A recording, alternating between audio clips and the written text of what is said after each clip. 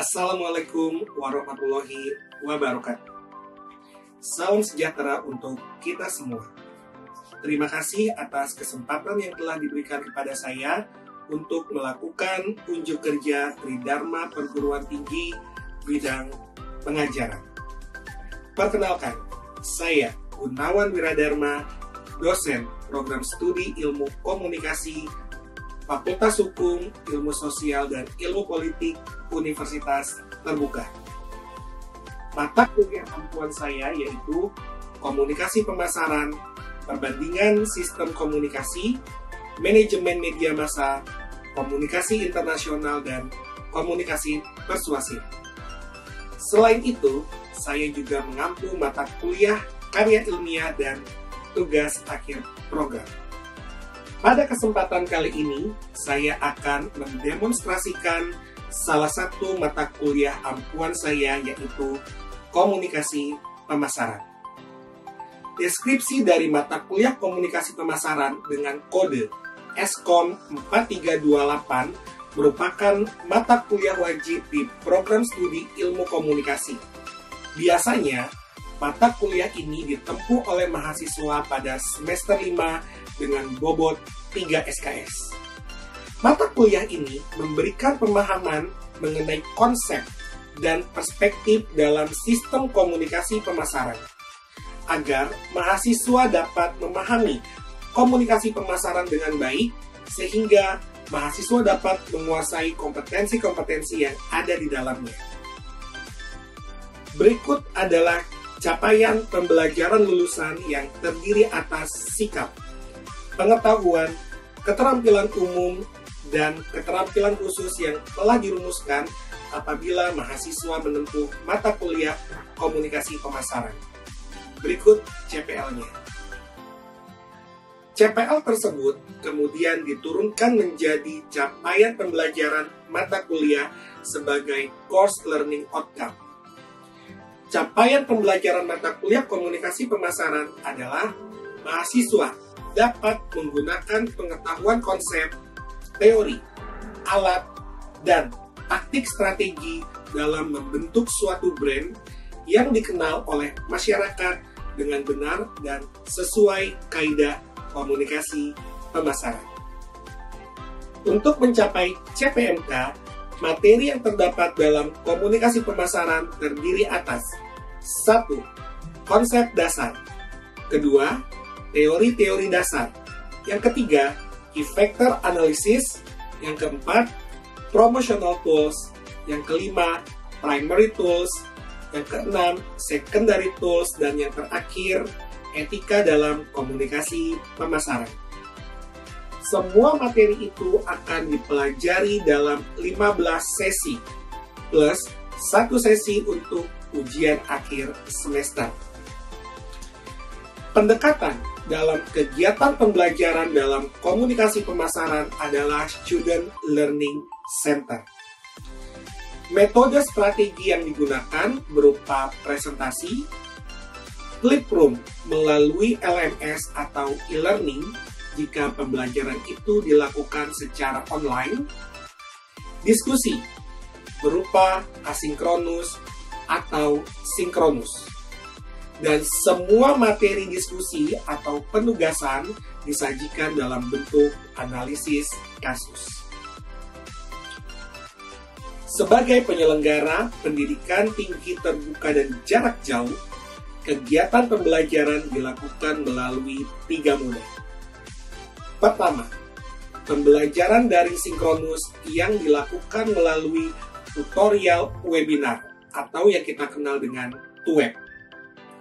Kedua, pembelajaran daring asinkronus melalui tutorial online atau yang dikenal dengan Tuton melalui e-learning.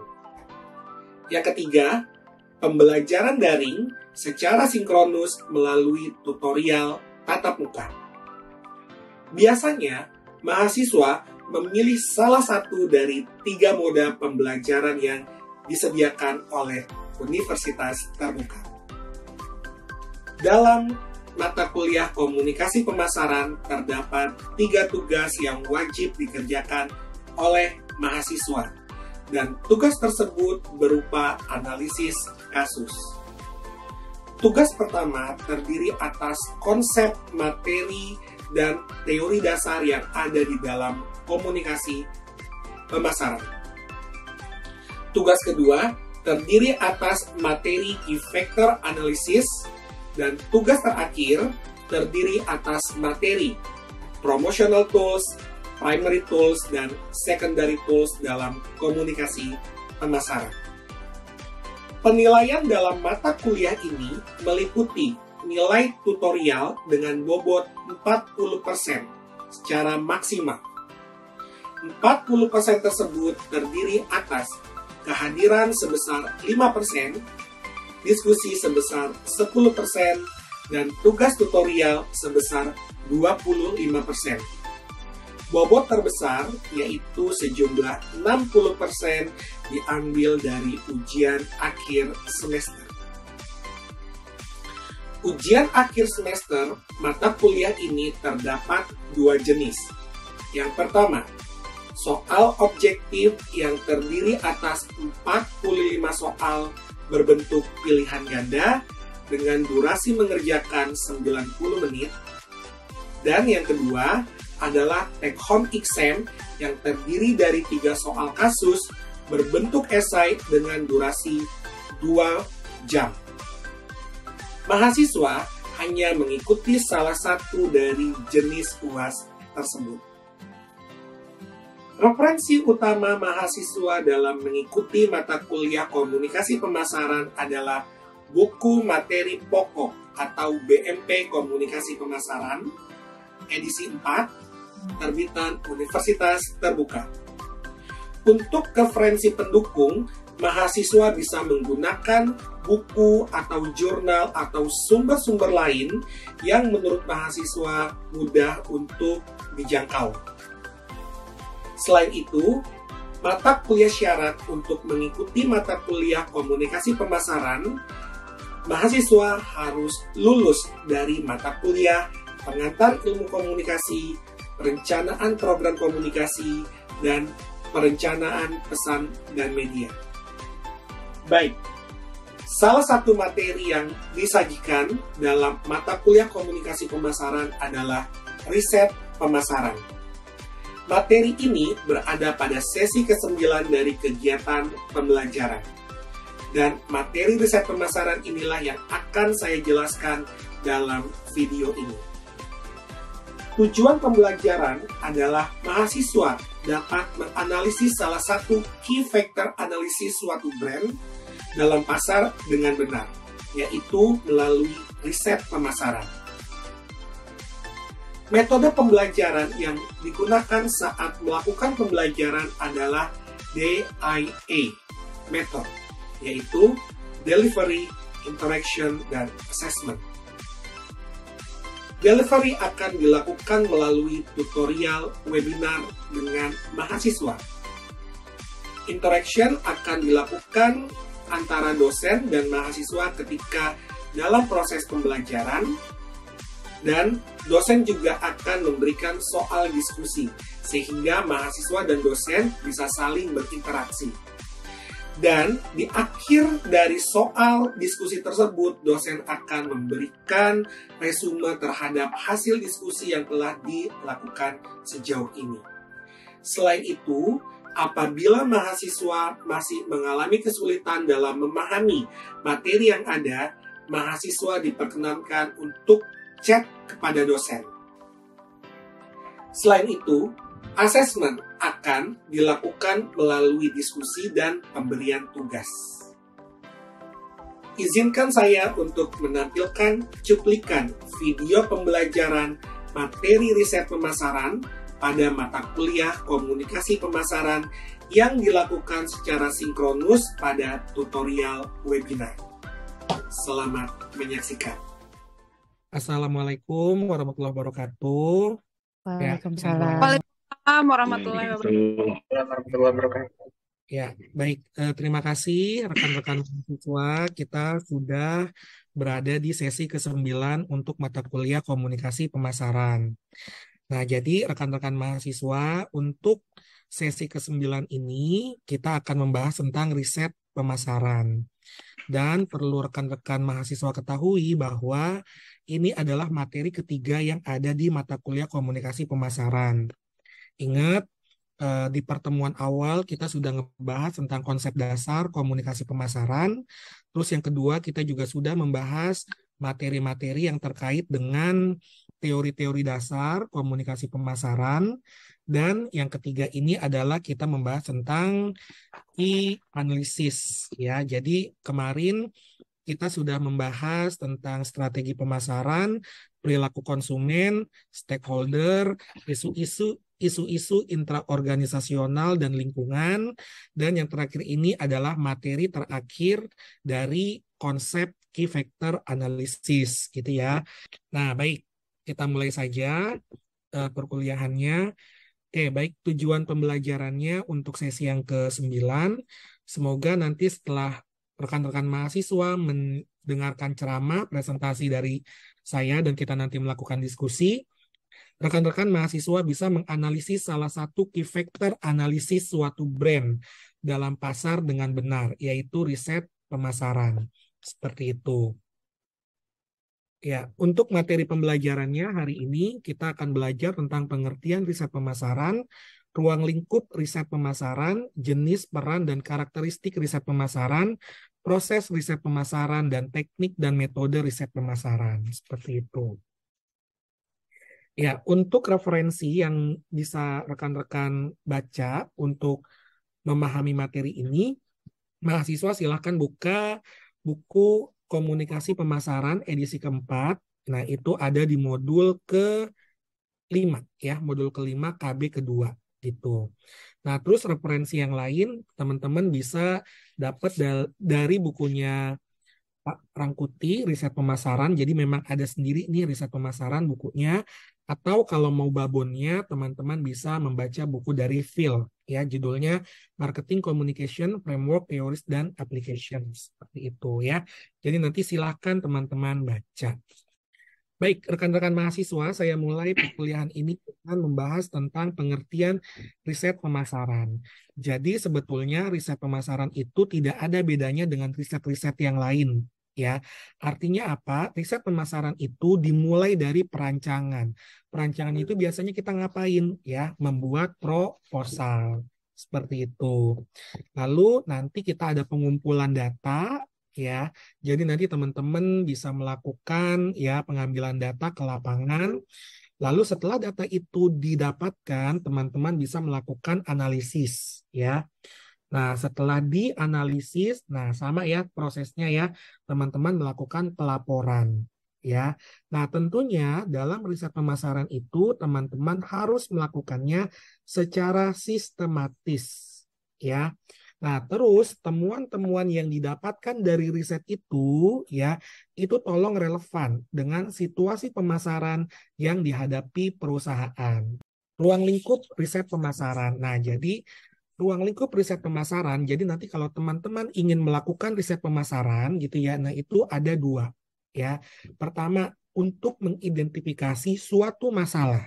Nah, misalnya teman-teman di situ diperintahkan oleh instansi itu, oleh perusahaan itu ya untuk mengetahui potensi pasar. Nah, kira-kira kalau instansi itu meluncing suatu produk, nah kira-kira berpotensi nggak produk itu akan laku gitu ya. Nah, untuk melakukan itu teman-teman harus melakukan riset gitu. Nah, terus untuk mengetahui pangsa pasar, nah kira-kira nanti yang akan memakai produk saya itu ya itu dari kalangan mana sih gitu. Apakah laki-laki, apakah perempuan yang banyak gitu ya. Terus dia itu status ekonomi sosialnya itu tuh dari mana gitu ya, di kelas A, B atau C gitu ya. Nah, terus kira-kira umur berapa? Nah, terus penghasilannya itu dari range berapa sampai berapa? Nah, terus karakteristik pasar ya, apalagi pasar itu kan sekarang kan berubah-berubah gitu ya. Nah, terus selanjutnya untuk mengetahui tren bisnis. Nah, sekarang itu kan lagi masuk nih yang namanya mobil listrik gitu kan ya, terus motor listrik, sepeda listrik dan sebagainya. Nah, itu sekarang tuh trennya lagi kayak begitu. Nah, terus kalau misalnya nih Honda masih mau menjadi penguasa pasar untuk di bidang otomotif gitu ya. Nah, kira-kira kan dia harus melakukan inovasi gitu ya. Artinya dia harus meluncurkan mobil listrik gitu kan ya gitu. Nah, itu kan harus tahu tuh trennya itu tuh seperti apa. Kayak gitu-gitu. Nah, sama yang terakhir itu bisa saja riset itu dilakukan untuk melakukan peramalan.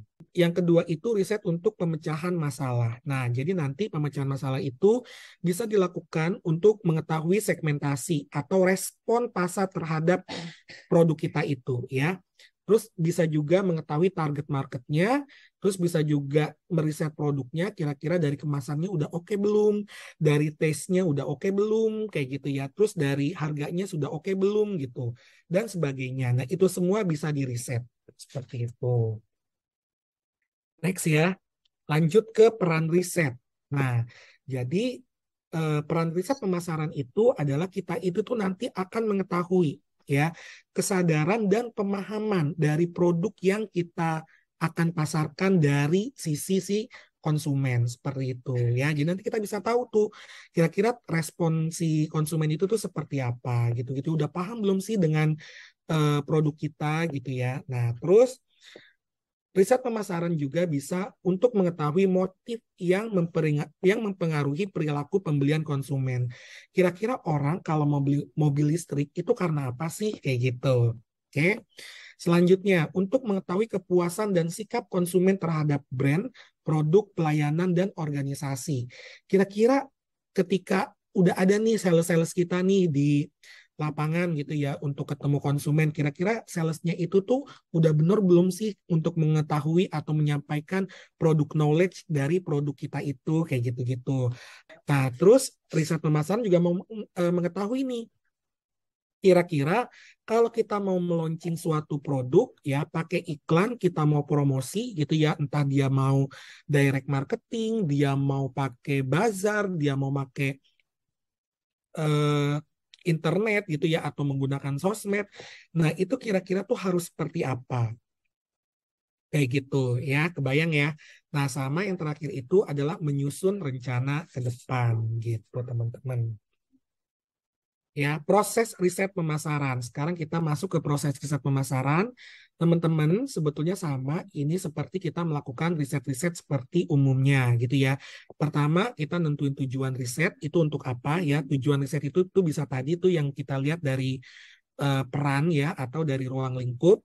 Lalu kita habis itu melakukan evaluasi data sekunder. Nah, data sekunder itu bisa kita dapatkan melalui observasi ya atau melalui kan sekarang banyak tuh ya yang ngejual-ngejual data atau bisa juga mengakses apa Badan Pusat Statistik dan sebagainya gitu ya. Nah, itu adalah data ya, data-data yang kita pakai tuh kenapa kita mau melakukan riset itu. Nah, terus habis itu kita merancang studi riset ya, kita cari tahu teori-teorinya, terus kita cari tahu juga penelitian-penelitian sebelumnya yang sudah dilakukan seperti itu ya. Jangan sampai riset yang sudah kita lakukan itu ternyata sudah dilakukan oleh orang lain gitu ya. Nah, lalu baru kita mengumpulkan data primer.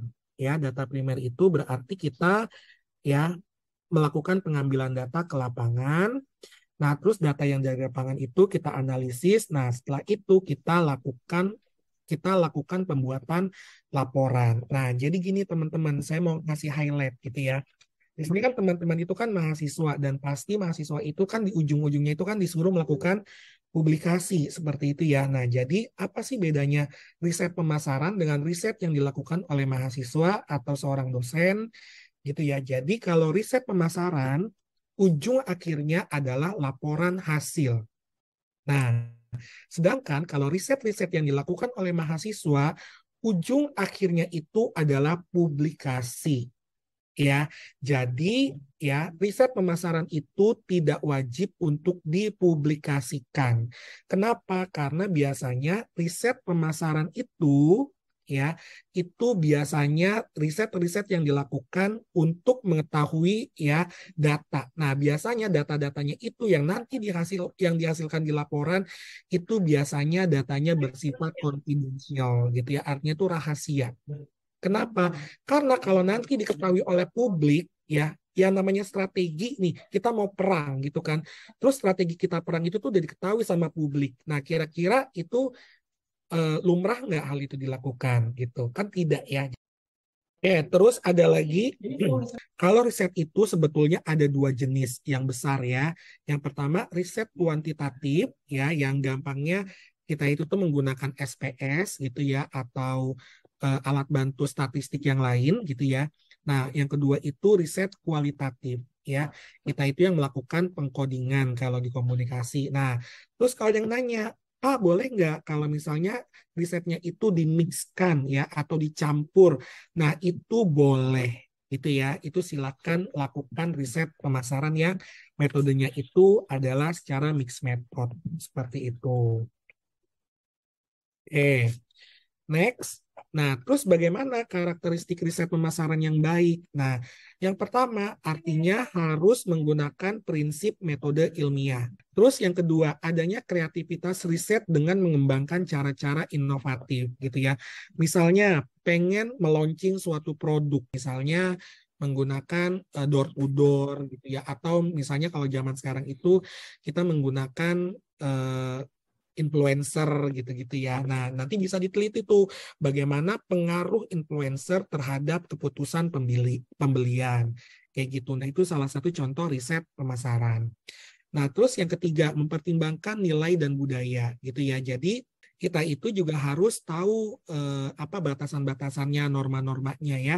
Jangan sampai kayak misalnya sekarang nih, teman-teman pengen apa meluncing suatu produk itu ya, terus pengen tahu nih tanggapan orang-orang terhadap rasa dari produk itu. Nah, terus teman-teman lakukan riset gitu ya dengan cara orangnya itu tuh nyoba makanan-makanan dari produk itu ya. Jadi ini ya tolong dicoba ya testernya gitu kan. Nah, sedangkan pada saat ini kan banyak sekali orang yang berpuasa gitu ya. Nah, itu tidak boleh seperti itu ya. Nah, terus mempertimbangkan juga biaya. Kenapa? Karena saya yakin riset pemasaran itu pasti menggunakan responden yang banyak. Jadi harus diperhatikan biayanya ya, jangan sampai over budget. Nah, yang terakhir adalah bermanfaat. Oke. Rekan-rekan, sebelum saya memberikan soal diskusi, silakan yang ingin bertanya. Pak Gunawan, mohon izin bertanya. Ya, silakan. Dari riset pemasaran tersebut, kegunaan atau manfaatnya dari riset pemasaran ini sendiri, itu apa aja sih Pak poin-poinnya? Mohon dibantu. Terima kasih. Oke, makasih ya Mas Agil pertanyaannya. Jadi gini, melalui riset pemasaran, gampangnya nih ya, kita itu bisa mengetahui ya, apa sih keinginan, apa sih kebutuhan, apa sih harapan konsumen terhadap produk yang akan kita launching, yang akan kita teliti gitu-gitu. Ya, karena kan yang namanya produk ketika kita jual ke masyarakat, nah kita kan harus tahu responnya masyarakat itu seperti apa. Nah, makanya untuk mengetahui respon masyarakat itu ya, berupa keinginan, berupa kebutuhan, berupa harapan dari konsumen itu, kita harus melakukan riset seperti itu ya. Nah, nanti ujung-ujungnya dari hasil riset kita itu ya, Mas Agil, nanti itu bisa dijadikan sebagai bahan kebijakan ya untuk melakukan kegiatan promosi, atau kalau misalnya itu digunakan pada tahun ini, bisa aja hasil riset itu digunakan untuk perumusan strategi pemasaran gitu. Jadi kan kita harus tahu nih strategi-strateginya ya, apa aja sih yang harus dilakukan gitu ya. Jelas ya Mas Agil ya? Jelas Pak Gunawan, terima kasih jawabannya. Baik, pertanyaan kedua dari Mbak Mala ya. Iya Bapak, saya mau tanya dong, memangnya boleh dijelaskan lebih lanjut nggak sih Pak tentang siklus suatu produk itu seperti apa sehingga membutuhkan riset itu kayak gimana sih Pak? Oke, pertanyaan yang bagus. Oke. Ya, jadi gini rekan-rekan mahasiswa ya, sebetulnya kalau kita berbicara tentang siklus suatu produk dari terus kita kaitkan dengan komunikasi pemasaran gitu ya, dengan riset pemasaran, kalau menurut saya gitu ya, dan menurut PERS tahun 2019, nah itu ternyata tahap pertama ketika produk itu ingin di-launching atau ingin diterbitkan, ternyata riset pemasaran itu tuh di tahap paling awal gitu ya. Kenapa? Karena yang tadi ya, menyambung pertanyaannya tadi Mas Agil gitu ya. Karena kita itu pengen tahu apa sih keinginan pasar, apa sih keinginan konsumen gitu. Nah, baru udah tahu nih keinginan pasar, keinginan konsumen, baru kita bisa ngedesain. Masuklah tuh tahap kedua gitu ya. Kita bisa ngedesain produk, kita bisa ngedesain rasa dan sebagainya. Nah, baru nanti masuk tahap ketiga gitu ya. Kita proses produk itu sesuai dengan tahap pertama dan tahap kedua gitu. Nah, baru tahap terakhirnya itu kita lakukan kegiatan pemasaran. Ada yang direct promotion gitu ya, terus ada yang menggunakan medsos, ada yang menggunakan influencer dan sebagainya. Rekan-rekan, kalau misalnya ada pertanyaan lagi, silahkan disampaikan di kolom chat atau bisa juga teman-teman email ke saya gitu ya, atau bisa WA ke grup WhatsApp gitu ya. Nanti akan saya tanggapi satu-satu. Baik. Saya lanjut aja ya materinya ya. Jadi gini teman-teman, kita mendingan saling diskusi gitu ya. Jadi saya sudah mencari suatu contoh riset pemasaran ya. Dan kebetulan riset pemasarannya ini ya sudah saya taruh di grup WhatsApp teman-teman. Tadi pagi saya sudah bilang tolong dibaca gitu ya, nanti pas perkuliahan kita bahas gitu ya. Jadi yang ingin kita diskusikan sekarang itu adalah tolong rekan-rekan ya jelaskan ke saya nih berdasarkan riset yang sudah saya kasih gitu ya, artikel jurnal yang sudah saya kasih, tolong teman-teman jelaskan ke saya kira-kira dari paper yang teman-teman baca apa sih kelebihan dan kekurangan penelitian yang telah dilakukan oleh peneliti tersebut gitu ya. Terima kasih untuk kesempatannya. Perkenalkan, nama saya Nining Suryani. Nah, menurut pendapat saya, kelebihan dari riset ini adalah mixed method gitu ya, menggabungkan dua jenis riset antara metode kuantitatif dengan metode kualitatif. Demikian, Pak. Terima kasih. Oke, makasih Mbak Nining. Nah, jadi rekan-rekan mahasiswa yang seperti tadi saya sudah jelaskan, ingat ya, untuk riset itu bisa dimixkan ya antara kuanti dengan kuali. Nah, inilah contoh dari risetnya. Oke. Ya, jadi rekan-rekan nanti tolong rekan-rekan kerjakan tugas 2 ya dalam waktu 1 minggu. Nah, tugas 2 ini itu paket komplit dari materi key factor analysis ya. Jadi dari tugas ini nanti teman-teman harus menganalisis strategi pemasaran, perilaku konsumen, stakeholder, isu-isu intraorganisasional dan lingkungan gitu ya. Sama yang terakhir adalah teman-teman melakukan riset pemasaran kecil-kecilan gitu ya. Jadi ini waktunya dalam waktu 1 minggu teman-teman untuk mengerjakan. Jika ada kesulitan, teman-teman silahkan sampaikan kesulitannya di grup WhatsApp gitu ya. Jadi itulah media kita untuk melakukan komunikasi gitu ya. Jadi jangan sungkan untuk berkomunikasi di grup WhatsApp gitu ya, jangan malu-malu. Nah, sama saya ingin memberitahu untuk pembelajaran di besok gitu ya, di minggu pekan depan gitu ya. Untuk materi pekan depan gitu ya. Jadi kan teman-teman kita kan sudah selesai ya membahas konsep dasar, yang kedua teori. Nah, terus yang ketiga ini key factor analysis udah selesai ya, sampai riset pemasaran itu udah selesai. Nah, nanti untuk pertemuan selanjutnya ya, kita akan membahas tentang tools-tools yang ada dalam komunikasi pemasaran. Nah, itu semua nanti yang akan teman-teman gunakan untuk membuat strategi dan taktik ya ketika teman-teman itu melakukan komunikasi pemasaran. Oke, nah terus kesimpulannya untuk pertemuan kali ini adalah ingat teman-teman, riset pemasaran itu sebetulnya tidak berbeda dengan riset keilmuan. Artinya, teman-teman ketika nanti melakukan riset harus sistematis, terkontrol, dan empiris. Ya, sama satu lagi harus berguna bagi yang meminta teman-teman melakukan riset gitu ya. Nah, terus untuk melakukan riset itu artinya apa? Artinya riset pemasaran bisa dilakukan secara kuanti, kuali, atau mixed method. Baik, rekan-rekan, terima kasih atas kehadirannya hari ini. Semoga kita semua selalu sukses dan selalu sehat gitu ya. Terima kasih atas pertanyaannya, atas diskusinya. Dan jangan lupa tolong dikerjakan tugas kedua dalam waktu 1 minggu gitu ya. Kita ketemu lagi di materi yang akan datang ya, yaitu promotional tools gitu ya. Dan saya harapkan di pertemuan-pertemuan selanjutnya tetap seperti ini ya, tetap aktif, tetap semangat, dan tetap sehat gitu ya. Oke. Terima kasih, kita sudahi perkuliahan kita hari ini. Billahi taufiq wal hidayah. Wassalamualaikum warahmatullahi wabarakatuh.